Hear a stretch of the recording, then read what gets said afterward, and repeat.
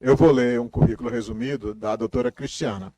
Doutora Cristiana é graduada em Direito pela Universidade Federal de Minas Gerais, tem doutorado em Direito pela Universidade Federal de Minas Gerais, professora do mestrado, doutorado e graduação da Faculdade de Direito de Minas Gerais, da Universidade Federal de Minas Gerais, professora da Faculdade de Milton Campos, professora visitante da Universidade de Washington, visitante também da Universidade de Pisa, na Itália, né? Onde tem aquela torre, né, doutora? Na Itália. Presidente do Instituto Brasileiro de Direito Administrativo, IBDA. Atualmente é representante de Minas Gerais no Instituto Brasileiro de Direito Sancionatário, o IDASAN, e diretora em Minas Gerais do Instituto Brasileiro de Estudos de Infraestrutura. É membro do Corpo de Árbitros Mediadores, Corpo de Mediadores e Árbitros do Centro Brasileiro de Litígios Econômicos.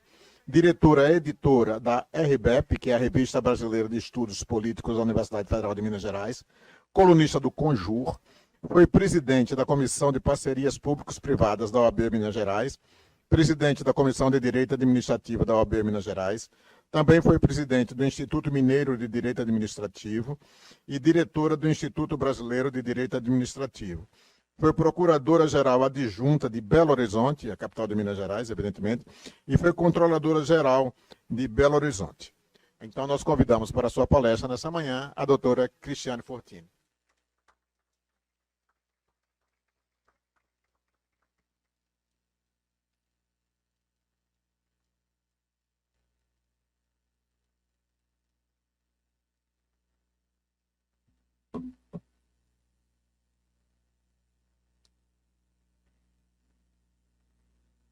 Olá, bom dia a todas e a todos. Quero dizer que é uma enorme alegria estar aqui em Aracaju, em Sergipe. Eu que passei o Carnaval de 2018 aqui, curtindo as praias desse estado maravilhoso. Muito feliz de voltar, depois de alguns anos, para falar com vocês um pouquinho sobre um aspecto que me parece muito importante. Eu quero, obviamente, agradecer o convite que me foi formulado, dizer que é um prazer também rever pessoas que são tão queridas, né? Rever Marcos, Patrícia, claro, Edgar, meu muso do coração. Não é verdade o que ele falou, gente, eu que pedi para trocar, porque eu estava passando um pouquinho mal, porque eu fiquei 12 horas, de 7 da noite até aquela hora sem comer, eu já estava me sentindo um pouquinho adrenalina baixa. Na verdade, vocês já tiveram um artista principal, eu vou fazer um fechamento aqui da apresentação principal feita pelo Edgar. Enfim, o tema que me foi colocado pela organização é o da função regulatória da licitação e como ele foi absorvido na Lei 14.133. É muito importante que a gente perceba algumas diretrizes que alicerçam toda a confecção da Lei 14.133. A primeira coisa que nós precisamos observar é que esta é uma lei que congrega duas referências majoritárias. Ela congrega, obviamente, aquilo que o Tribunal de Contas da União foi pontuando ao longo da construção do que é a lei na prática, ou do que foi a lei na prática 8.666, e em reflexo dessas falas e ponderações, recomendações do Tribunal de Contas da União, o que a esfera federal materializou nos seus atos normativos. Então, esta é uma primeira e importante referência. Eu costumo dizer que nós temos as digitais do TCU na Lei 14.133, e temos a nacionalização, ou seja, o espraiamento para todo o Brasil de regras, procedimentos, comportamentos que eram adotados na esfera federal. Muitos deles derivados exatamente dessas manifestações do Tribunal de Contas da União. Esta é uma linha, uma diretriz, uma influência, mas não é a única. Também ao longo desses anos todos, foi se percebendo que há práticas utilizadas em outros países que precisariam ser olhadas e eventualmente inseridas na realidade jurídico-normativa brasileira. Por quê? Porque a globalização a que a gente faz alusão o tempo inteiro não é uma globalização apenas no sentido de sermos influenciados por uma cultura, um tipo de música, um tipo de pintura, uma forma de comercializar produtos e que nada tem a ver com a administração pública. Existe naturalmente um processo de globalização também do direito. E o direito administrativo brasileiro reflete isso, porque ele foi sendo alimentado por instrumentos, institutos criados nas diversas partes do mundo. Se nós pensarmos nas organizações sociais, elas têm uma origem fora do Brasil. Se pensarmos na figura das agências dotadas de independência, autonomia, isso tem uma origem fora do Brasil. Se pensarmos agora na Lei 14.133, na figura do diálogo competitivo, isso tem uma origem fora do Brasil. Se pensarmos nas PPPs, isso tem origem fora do Brasil. Nós que nascemos franceses no direito administrativo, fomos incorporando várias tendências. Até porque o comércio mundial, a que falamos tanto, não é só um comércio mundial na esfera privada. Também se pode comprar de particulares estrangeiros e é possível que os países façam negócios entre eles, negócios, digo, ajustes entre eles, por meio dos quais se facilite as compras entre países. Portanto, nós também precisamos olhar para fora, ver o que se pratica fora, por isso que estudar licitação não é só conhecer a realidade jurídico-normativa brasileira, mas é buscar referências que possam nos levar a um nível de aprimoramento diverso desse em que encontramos. E estas influências, as mais distintas, estão encarnadas na Lei 14.133. E já estavam aqui ou acolá também espraiadas em outros diplomas legais com os quais nós convivíamos. Vejam que, por exemplo, a Lei 8.666, muito antes da Lei Complementar 123, já tinha um elemento, já tinha uma semente para o que a gente chama função social da licitação. O que são os parágrafos 1º e 7º do artigo 23 da Lei 8.666, se não uma forma de contemplar os pequenos negócios que não são capazes de atender a uma demanda muito expressiva, muito volumosa por parte da administração pública. Embora não tenha uma linha ali falando de pequenos negócios, micro e pequenas empresas, o legislador já semeava a sua preocupação com essa amplitude de competitividade e com essa acolhida das micro e pequenas empresas. Depois, um tempo mais tarde, nós tivemos a verdadeira explosão do tratamento favorecido na Lei Complementar 123, que, por sua vez, sofreu alterações sempre num rumo de intensificar o tratamento favorecido para micro e pequenas empresas. Então, de onde eu vou partir aqui? Eu disse, influências do TCU, influências das regras federais, influências externas.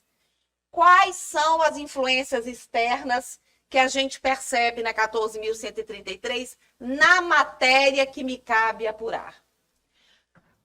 O doutor Luiz Alberto nos falou que licitação move tudo. Eu sempre começo as minhas palestras com essa frase.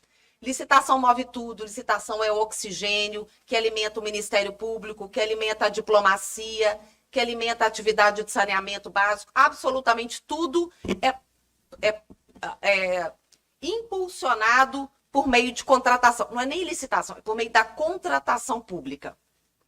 Pois bem, esta contratação pública, exatamente porque aqui, na Nicarágua, na Venezuela, na China, na Noruega, nos Estados Unidos, alimenta tudo, a despeito das diferenças de procedimentos, das diferenças constitucionais, sempre há contratação pública, é que esses organismos internacionais, como ONU, OCDE, Transparência Internacional, se ocupam do tema.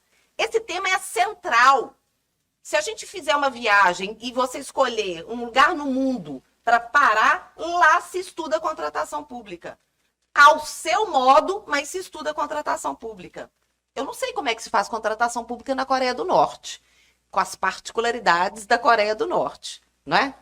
Provavelmente até não se usa exatamente a expressão contratação pública, porque, afinal de contas, estamos num regime completamente diferente do nosso. Mas também há uma dependência, uma necessidade de se ver provido o Estado, provavelmente pelo próprio Estado, né? Digo, administração central por entidades outras. Essa globalização de interesse também em torno da contratação pública, que justifica a preocupação desses órgãos todos, está registrada na nossa lei em diversos momentos. Há um olhar voltado para a prevenção à corrupção, isso tem a ver com as estratégias colocadas por esses órgãos. Há um olhar voltado para a questão de meio ambiente, porque as políticas públicas de meio ambiente não podem ser alheias à contratação pública. A contratação pública é um impulsionador bastante profícuo, pode ser bastante profícuo para a questão das políticas de meio ambiente. Há uma preocupação também com as pequenas empresas, que está materializado na Lei 14.133. Então, vejam, quando a gente olha para fora e captura essas influências, nós vamos inserindo aquelas que julgamos que devem ser inseridas pela ordem jurídica como um todo. Especificamente, o que a gente tem na nova lei de licitação sob o tema da função social e ou regulatória? Eu estudei, há muitos anos atrás, por um livro, que hoje já não se usa mais, que nos ensinava que contratação pública é uma estratégia ou é uma estrutura por meio das quais... Uma engrenagem. A palavra é engrenagem. É uma engrenagem por meio da qual a administração pública seleciona a proposta que mais lhe parece interessante, segundo o critério A, B ou C, e uma forma também de garantir amplitude de participação. No mundo ocidental, que é o que a gente conhece e estuda, isso já foi abandonado há muito tempo. Não é só para isso que serve a contratação pública. Evidentemente que há aqui ou ali ainda alguma resistência, entendendo-se que as políticas públicas para estimular, impulsionar, incentivar comportamentos são bem-vindas, mas deveriam existir à margem da contratação pública. Não é o que se pratica no mundo ocidental como um todo. O mundo ocidental como um todo. E há muito tempo preconiza que a contratação pública não pode ser desperdiçada apenas para cumprimento de propósitos clássicos, que são tantos os recursos envolvidos, tão volumosas as contratações. Imaginem, se a gente pensar todos os países do mundo fazendo contratações públicas, ou quase todos os países do mundo fazendo contratações públicas. O valor é tão expressivo que o Estado não pode deixar essa chance passar para fazer disso também um momento de marcar um outro gol, que não é o da proposta mais barata, mas o da melhor proposta dentro desse cenário que é mais macroscópio e menos microscópio. Esta noção de que a licitação serve a outros propósitos está na diretiva europeia, que hoje, e não é hoje que ela existe, ela é de 2014, lida com as contratações públicas, está em diversas leis que existem nos Estados Unidos, algumas delas datam da década de 50, sempre dizendo, vamos aproveitar esse momento para alcançarmos outras finalidades. No Brasil, a gente tem uma série de diplomas legais e atos normativos que também convergem para isso. se a gente pensar na lei de mudança climática, se a gente pensar na lei 123 e outras tantas, a gente percebe que o legislador foi num crescente nesse movimento, sempre pensando que é melhor que a administração pública contrate algo ou alguém que possa cumprir uma finalidade menos ortodoxa. Aí chegamos na Lei 14.133, cujo artigo 5º repete o princípio do desenvolvimento nacional sustentável.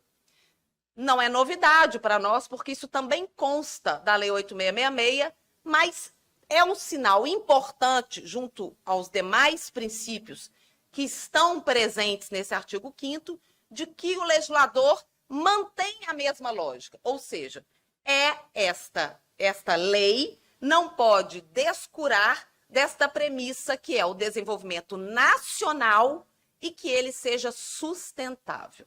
Sustentabilidade, obviamente, passa pela questão do meio ambiente, mas não se resume a isso.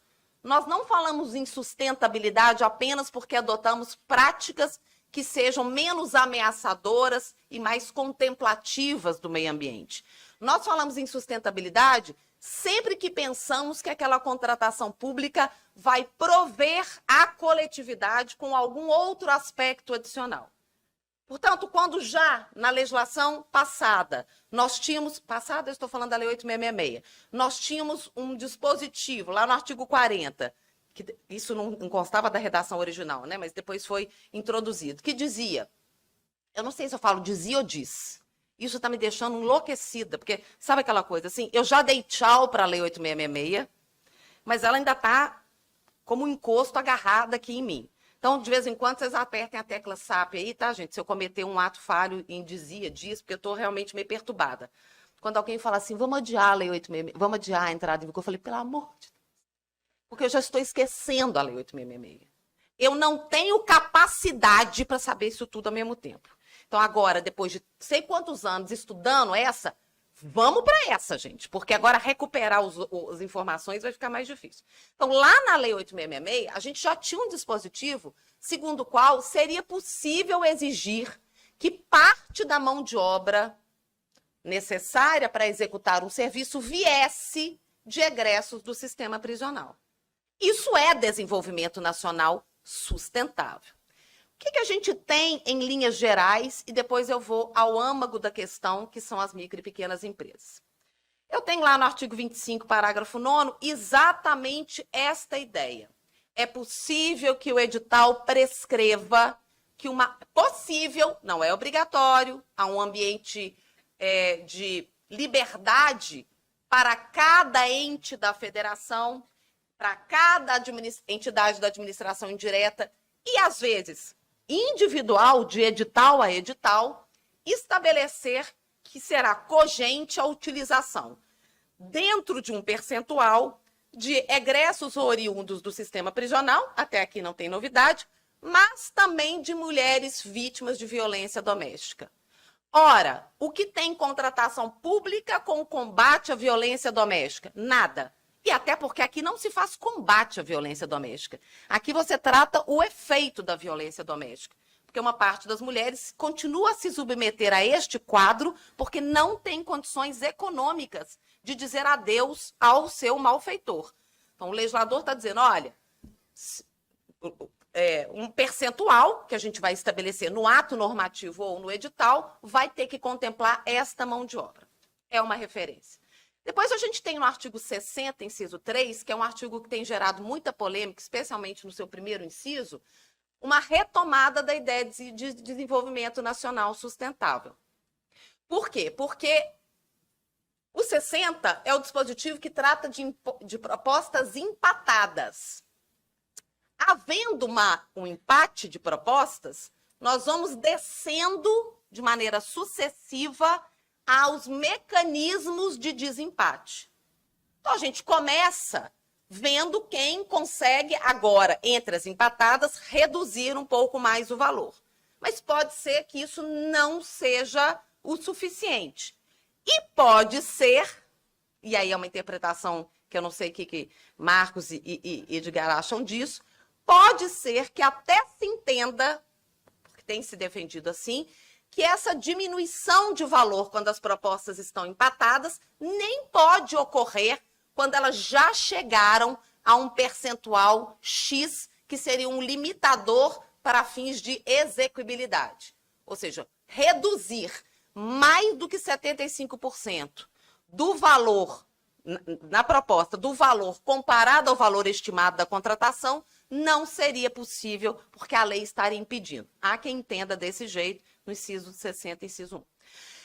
De um jeito ou de outro, pode ser que essa retomada da disputa não seja bastante. E aí nós vamos avançando para outros incisos, até chegarmos no inciso 3 do artigo 60, que preconiza o seguinte: existem empresas, eu estou dizendo empresas porque a maioria das licitações envolve empresas, mas podem não ser empresas. Existem empresas empatadas? Sim.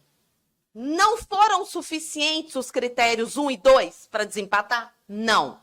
O que o critério 3 diz? A empresa que tiver uma política de equidade, de gênero, é a empresa, ou será a empresa escolhida. Vale dizer, não é só que a empresa deva contratar mulheres. É qual a posição que essas mulheres ocupam nesta empresa. Esta empresa será premiada em relação à outra, porque a ela se dará o contrato. Isso nessa hipótese de empate não resolvido pelos critérios adicionais. Lá no 75, o professor Edgar Guimarães falava aqui sobre inexigibilidade e sobre dispensa. No 75, nós temos vários dispositivos, alguns já conhecidos nossos, alocados na Lei 8666, no artigo 24, que mostram o quanto que já se tinha na vida passada, 8666, práticas favoráveis ao desenvolvimento nacional sustentável, também na matéria de dispensa. Contratação de associações de catadores de resíduos sólidos, podendo ser feita por dispensa de licitação. Contratação de instituições dedicadas à recuperação social do preso, podendo ser feita por dispensa de licitação. Não é novidade, e o que o legislador fez aqui foi exatamente estabelecer que o gestor tem a liberdade de fazer uma opção por estas entidades que não vão precisar de participar de licitação, quando ele entender que é o caso, justificadamente, cumpridos os requisitos, e isso é uma forma de chegarmos também ao desenvolvimento nacional sustentável. E, finalmente, para a gente chegar na cereja do bolo, o artigo 81, parágrafo 4º. O 81 trata de PMI. Eu venho de um estado em que PMI é uma coisa absolutamente comum, que é o procedimento de manifestação de interesse, e eu acho que tem muito a ver também com a própria fato de a gente ter tido o ministro Anastasia como secretário de administração, vice-governador e governador, portanto, uma pessoa à frente do tempo em práticas administrativas. O PMI, que é um procedimento de manifestação de interesse, né, só para nivelar com todo mundo, uma forma por meio da qual a administração pública recebe uma provocação do particular e recebe um conjunto de estudos, informações, projetos, para, com base nisso, ela fazer licitação, está incorporada agora textualmente na lei geral, não é só uma coisa voltada para a infraestrutura, mas está aqui na nossa lei geral de licitação, e o seu parágrafo 4º traz um dispositivo interessante, que é o de que é possível ter procedimento de manifestação de interesse exclusivo para startup. Eu não vou abrir para ninguém, só para startup. Só startup pode participar. Por que as startups participariam de maneira exclusiva? Porque é uma forma de dar uma chance a essas empresas que estão começando, que elas tenham um lugar ao sol de poder apresentar um estudo para a administração que depois vai viabilizar, ou pode viabilizar, uma licitação da qual elas também participam. É mais uma maneira de se levar a ideia de desenvolvimento. E por que eu falei tudo isso antes de chegar nas micro e pequenas empresas? Por quê? Ô, gente, será que vocês me conseguem um copo d'água, por favor? Por quê? Ah, é minha? Por quê? Porque eu disse, fomos influenciados pela experiência estrangeira. Temos desenvolvimento nacional sustentável preconizado como princípio. Temos várias materializações disso ao longo da lei. Qual seria o caminho natural?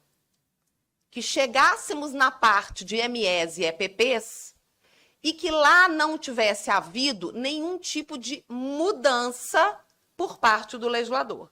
Ou seja, que ele tivesse dito, tudo continua como dantes, a 123 continua perfeita, vigorando, não estamos promovendo uma revogação parcial, porque seria possível, apesar de ser lei complementar, não é matéria de lei complementar esta da licitação, então poderia ter sido feita uma revogação pela 14.133, da parte da lei complementar 123, que trata de ME e EPP na matéria de licitação. O legislador não fez isso. E aqui vale o momento, caras. Quem acompanhou a gravidez do Congresso Nacional para parir a 14.133 e acompanhou os bastidores dessa gestação, sabe que ao longo deste processo o legislador titubeou várias vezes o que fazer com as micro e pequenas empresas. Não é óbvio notícia para nenhum de nós aqui que quando os setores sabem que está sendo gestada uma lei da importância como a 14.133, que é central para o país inteiro, as forças vão se apresentar. O TCU se apresentou, o SEBRAE se apresentou. As empresas de construção civil se apresentaram por meio das suas associações. Isso não é ilegítimo. Muito antes, pelo contrário, elas estão lá para defender seus pontos de vista, os seus interesses. Não havendo compra de ninguém, isso é absolutamente válido. Então, o legislador, meio que numa queda de braços, ora queria manter a 123 inalterada, ora pensava que ia tirar toda a parte das micro e pequenas empresas, até que, no frigir dos ovos, nós tivemos uma posição que eu considero que é uma busca de um meio termo. Vejam, esses dispositivos, primeiro, o artigo 4º, que é o primeiro que aparece aí, ele é o da Lei 14.133. E ele nos diz assim, aplicam-se as licitações e contratos desta Lei 14.133 às disposições do 42 ao 49 da 123. Professora, que meio termo é esse? Está dizendo que aplica. Se aplica, aplica. Não tem nenhum meio termo. Vamos lá. Quais são essas disposições? Então, a gente tem, agora já passando para 123, a questão do prazo mais dilatado, da oportunidade adicional para comprovação de regularidade fiscal e trabalhista. A gente tem o empate ficto e o desempate, que pode ser feito a favor da ME e EPP se ela, enfim, baixar o valor nos moldes preconizados. A gente tem dever de realizar licitações exclusivas, possibilidade de prever subcontratação compulsória, dever de realizar licitações com cotas reservadas. Se eu parasse aqui e a gente parasse de ler a lei aqui, a gente chegaria à conclusão de que nada mudou. Muito bem, o legislador, então, pendeu para o lado dos pequenos negócios, no jogo que se deu lá. Só que não é o que a gente percebe quando nós vamos examinar os detalhes deste artigo 4º da 14.133. Quando eu digo que ele busca um meio termo, é porque este legislador, certo ou errado, tá, gente? Aqui eu estou dizendo como é, não estou dizendo que está certo ou que está errado. Este legislador muda completamente a rota do que nós tínhamos entronizado até por esse acórdão e outros do TCU, que era o nosso entendimento, gente, de novo, certo ou errado.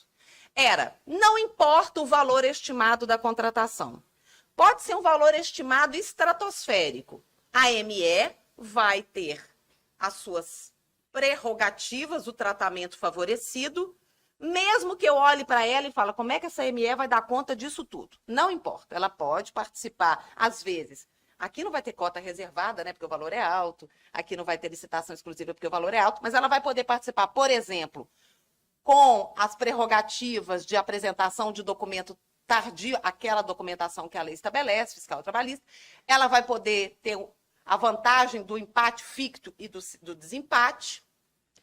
Então, ela piquititinha, olha para aquele valor estimado e ela pode participar. Esta é a mudança de lógica. O legislador não acredita nisso. E aqui nós teremos uma alteração da jurisprudência, inexoravelmente. Por que o legislador não acredita nisso mais? Porque ele compreende que para grandes contratos, quando digo grandes contratos, valores que não são valores irrisórios, esta entidade, chamada ME ou EPP, não pode participar com algum grau de prioridade. Não é que elas estão proibidas de disputar, elas vêm, mas não vai haver um esforço do legislador para torná-las vencedoras, para ajudá-las no meio dessa disputa. Isso não mais. Esta é a ideia.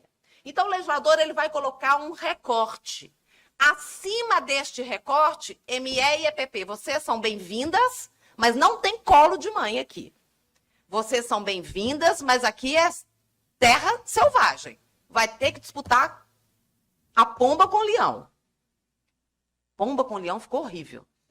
Não consigo nem imaginar uma pomba do lado do leão sem morrer em 30 segundos. Talvez eu esteja exagerando. O gato com o leão fica melhor. O gato com o leão. A pomba com a águia, né, professora Cristiana Fortini? Você foi em 2 ambientes diferentes. Enfim. Então, esta é a ideia. Há alguma inconstitucionalidade nisso? Não. O legislador pode, absolutamente, fazer recortes. De novo, a Lei Complementar 123 não está revogada do 42 ao 49, mas ela está acomodada, ela está domesticada, o impacto dela está domesticado por esse artigo 4º. E aí vamos entrar no detalhe. Quando os artigos 42 a 49 da 123 não serão aplicados. É tudo ou nada. Ou essas entidades têm os direitos, o tratamento favorecido completo, ou elas não têm nada. Então, vejam lá, artigo 4º, parágrafo 1º. Estou aqui, ó. Esse artigo 4º, parágrafo 1º é 14.133. Vejam lá. Se estivermos falando de aquisição de bens ou contratação de serviços em geral, se o item for estimado, o valor dele for estimado de maneira superior à receita bruta máxima admitida para fins de enquadramento, como é PP, esta micro e esta pequena empresa podem participar, mas não participarão com nenhum tratamento favorecido. Então, vejam bem. Nós estamos falando de bens ou serviços em geral. E aqui aparece a palavra item. E qual é a referência? Não superar 4.800.000. Valor que a gente depreende da Lei Complementar 123. Como é que a gente interpreta esse inciso 1, já que ele fala item? Item de produto ou item de serviço? O item pode ser o lote ou pode ser o grupo de itens. Depende de como que o edital está prescrevendo isso. Seja o item, o lote, seja o item, o grupo de itens, há essa incidência de 4.800.000. Então, vamos lá. Itens divididos em lotes, por causa do princípio do parcelamento, né, que continua sendo uma referência, é princípio dessa lei 14.133. Se nós estivéssemos falando de, vamos comprar caneta, X canetas, dividimos as canetas em vários lotes. Para cada um desses lotes da caneta, a gente tem que verificar se ele está ou não está superando aquele limite que nós mencionamos de 4.800.000. Quando eu faço a estimativa do valor da contratação, segundo o artigo 23 da 14.133, eu consigo identificar, até porque os lotes nem sempre são iguais, né? Este lote tem esse valor, este lote tem esse valor, e qual é a relação do valor estimado com 4.800.000? Está abaixo de 4.800.000? Então, eu tenho que utilizar a Lei Complementar 123. Está acima de 4.800.000? Eu não vou utilizar a Lei Complementar 123 por lote. Ah, não, a gente não está licitando assim, não. A gente está licitando caneta, lápis, borracha, formam um grupo. E este grupo está sendo licitado em conjunto. Então, aí já não é uma licitação por item, mas é uma licitação por grupo. Nesta hipótese que está expressa na lei, a gente tem essa hipótese expressa na lei de juntar as coisas e licitar o conjunto. Artigo 82, parágrafo 1º. Nós vamos considerar este grupo como item. Esta é a nossa referência, ok? Bom, depois a gente tem obras e serviços de engenharia. Obras e serviços de engenharia sendo tratados à parte, como costuma ser, né? O legislador velho e o novo fazem essa distinção em vários momentos para fins de contemplar as especificidades das obras e serviços de engenharia à margem do resto. Aqui, quando não tem a palavra itens, repararam, não aparece a palavra item, e o nosso referencial é o mesmo, 4.800.000. Se eu estimei a obra ou o serviço de engenharia na fase preparatória de planejamento, à luz do artigo 23 da Lei 14.133, e cheguei até este valor, ok, as MEs e EPPs terão tratamento favorecido nos moldes que já existem. Se superar 4.800.000, a ME e a EPP já não tem tratamento favorecido nos moldes que hoje existem. Existe. Atenção, gente, o número é o mesmo para obras e serviços de engenharia e para compras e serviços em geral. Só que o impacto é completamente diferente.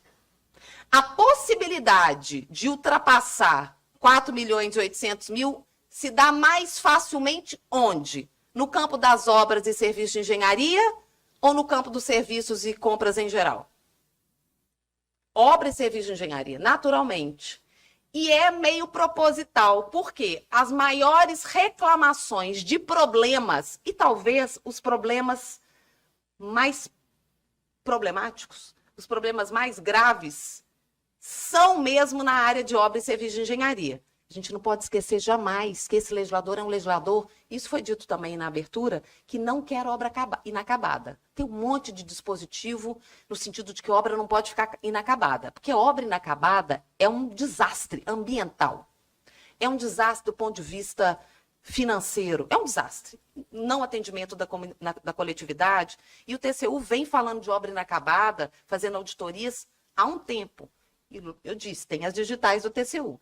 Esse dispositivo, quando ele coloca 4.800.000, ele favorece a não participação de MEs e EPPs no campo das obras e serviços de engenharia, que era onde elas poderiam ser mais problemáticas, no sentido de não dar conta de concluir a obra, de não dar conta de fazer o serviço de engenharia.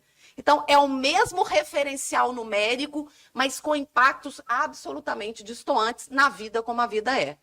Este era um pedido, foi um pedido levado ao Congresso Nacional, sobretudo pelo Serviço de Engenharia. Tá? O que mais que a gente tem aqui? Parágrafo 2º do artigo 4º. Estamos sempre no artigo 4º a partir de agora. A partir do momento que esta ME e EPP vão celebrando contratos, e a gente olha o ano, o calendário, o legislador entende que elas não precisam mais de ajuda estatal. Elas precisam de ajuda estatal no momento que elas estão ali tentando entrar na vida da contratação pública.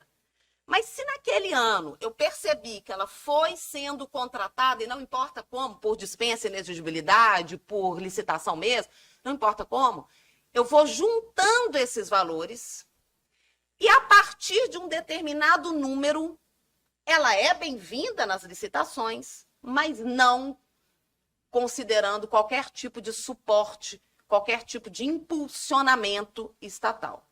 Então, o legislador estabeleceu, e esse dispositivo tem gerado muita dúvida, estabeleceu que estes benefícios, aqueles, licitação com cota reservada, empate ficto, etc., todos eles ficam reservados às MEs e a EPPs que no ano calendário da licitação ainda não tenham celebrado contratos com a administração cujos valores somados extrapolem a receita bruta máxima admitida para fins de enquadramento como empresa de pequeno porte.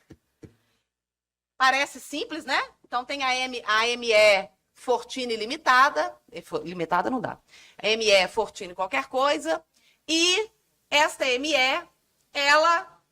nós estamos em setembro, e ela já celebrou vários contratos com a administração pública em geral. Um com o estado de Sergipe, um com o município de Aracaju, um com o estado de Minas Gerais, um com Curitiba, ela foi juntando.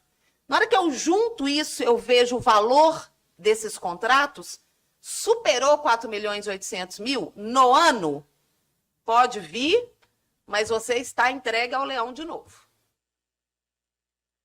Quais são as perguntas? Celebrar contrato é colocar dinheiro no bolso? Ela ter celebrado o contrato significa dizer que ela ganhou aquilo? Quantos contratos estão celebrados, mas a execução não teve início, e se a execução não teve início, o dinheirinho não entrou, como regra, certo, gente?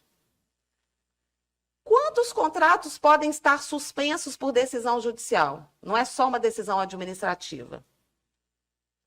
Então, a minha grande questão aqui, inicial, é a seguinte: o legislador, de fato, está se contentando com contratos celebrados ou com a entrada nos cofres da ME e EPP desse dinheiro? Porque, na literalidade, é contrato celebrado. Celebrado está. A mim parece que se o espírito do legislador é dizer, você não precisa mais de ajuda, meu filho, você fez 18 anos? Ou melhor, 18 anos está cedo, né, Edgar? Você se formou na faculdade? Tem 6 meses? Você não é mais microempresa, é EPP, não. Agora você toca a vida aí com você. Só que eu não sei se, de fato, apesar dele ter se formado na faculdade há 6 meses, ele, de fato, tem como se sustentar. Estou fazendo essa comparação para a gente perceber que a frieza da lei não considera o que, de fato, parece ter sido a vontade do legislador. Tirar o colo de quem não precisa mais. Segundo, celebrados com a administração pública. E por que eu estou destacando? Porque há um prestigiadíssimo colega, professor, que todos nós consultamos para a área de licitação em contratos públicos, que os contratos aqui podem ser contratos privados também. A minha primeira coisa é, contrato privado, como que nós vamos saber desses contratos privados? Tem portal para contrato privado? Como que a gente vai saber? Ele assina uma declaração e se ele estiver declarando em falso, ele responde por isso. É a única forma. Ou o licitante que disputa com ele dedar que ele tem porque a administração pública não consegue nem diligenciar. No sentido de ela vai investigar o quê? Tem que ter alguma coisa que aleve aquele ponto. E eu também não acho que é possível. Primeiro, eu acho que é inviável do ponto de vista prático isso aqui. Segundo, a redação da lei fala contratos celebrados com a administração pública. O setor é a contratação pública.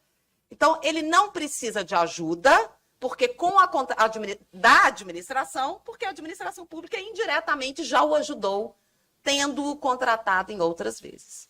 Mas esta é uma interpretação que está surgindo. Claro, a empresa vai declarar, né? Mesmo voltando aqui. Contratos com a administração pública. A empresa vai declarar, responde se houver algum tipo de falsidade. O portal Oremos vai nos ajudar a detectar isso, né? Oremos pelo portal. Acho que a gente tem que se irmanar aqui para o portal vingar. É possível diligências para apurar se de fato aquilo prospera ou não. E as dúvidas de interpretação eu já mencionei. E, finalmente, não, faltam duas coisas. Essa aqui é a penúltima.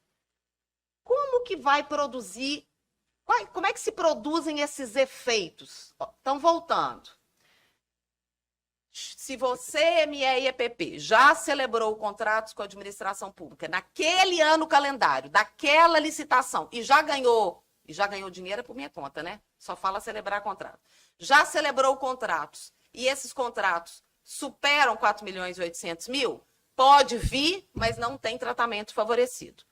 A partir de quando? Como é que se dá a questão da perda? Não é da qualidade de ME e EPP, porque ela ainda é, ou pode ser. E, portanto, para fins tributários é outra conotação. Como é que se dá essa perda aqui no ambiente da contratação pública?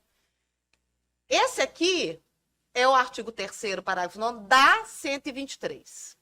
Esse aqui é o 9º A da 123. E o que eles dizem? Os efeitos são sentidos de maneiras distintas, dependendo do tanto que a ME e a EPP extrapolou em termos de receita bruta. Diz o parágrafo 9º do artigo 3º. Ela fica excluída no mês subsequente à ocorrência do excesso, se ela tiver, então, angariado mais do que o seu enquadramento permitiria.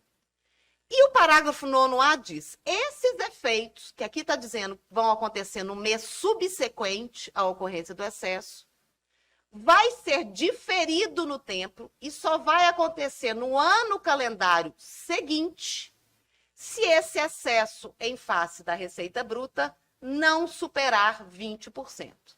Traduzindo em números, até 5.700.000, o efeito é no ano calendário subsequente. Acima de 5.760.000, o efeito é, não vou dizer imediato, porque não é imediato, mas é quase imediato, é no mês subsequente. É muito grande o excesso, não dá para esperar o outro ano. É muito disparate aqui para o que a gente esperava de uma ME e EPP, já vai produzir efeitos no mês seguinte. Aqui são até 20% do parâmetro, né, de 4.800.000, a gente vai produzir, vai fazer com que esse efeito só ocorra no ano subsequente. Esta é a regra da 123. Vocês viram alguma coisa disso na redação aqui do parágrafo 2º? Se ela extrapolar, ela perde o berço de ouro, o ninho de ouro, que é ser uma ME e uma EPP contratando com a administração. A partir de quando? Não tem referência. Eu estou entendendo que os efeitos são imediatos. Porque se o legislador quisesse colocar algum efeito diferenciado, ele teria escrito. Ele não desconhece a 123, que coloca isso para aquela realidade que ela vivenciava. Isso aqui é uma regra nova. Então, me parece que os efeitos são imediatos. Mas há quem entenda que eu pego importado o artigo 3º, parágrafo 9º, para aplicar aqui. Portanto, os efeitos seriam no mês subsequente ou no ano calendário subsequente, dependendo do impacto. Ok? E, finalmente, nas contratações com prazo de vigência superior a 1 ano, e a gente vai ter, os contratos passam a ser contratos com tempo de duração mais longo, o legislador estimula contratações mais longas, ou talvez a palavra estimular seja um pouco forte. O legislador admite contratações mais longas, e esta tende a ser a nossa realidade. Contratos mais longos, mais de 1 ano. Como que eu faço a métrica para saber se a ME vem despida de fantasia ou vem fantasiada de rainha? Considero o valor anual da contratação para a gente saber se ela é bem-vinda diferenciada ou se ela é bem-vinda sem nenhum tipo de proteção. Então, essas eram as minhas considerações sobre o que a gente chama de função regulatória ou social da Lei 14.133. Muito obrigada.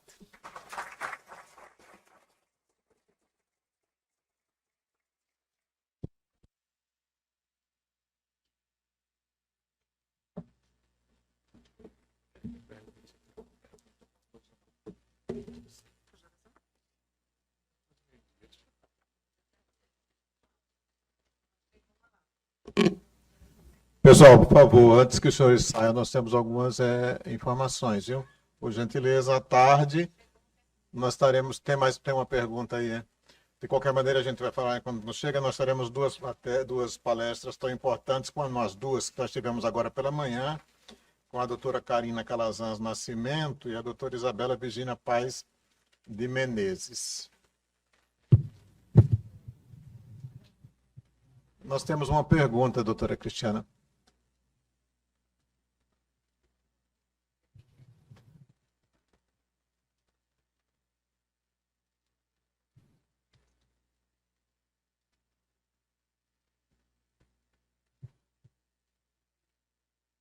Vou falar daqui, pode ser, gente?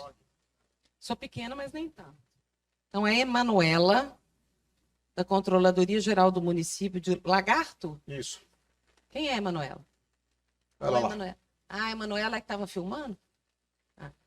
Emanuela, já fui Controladora Geral de Belo Horizonte, amada. Estamos juntos aí na força.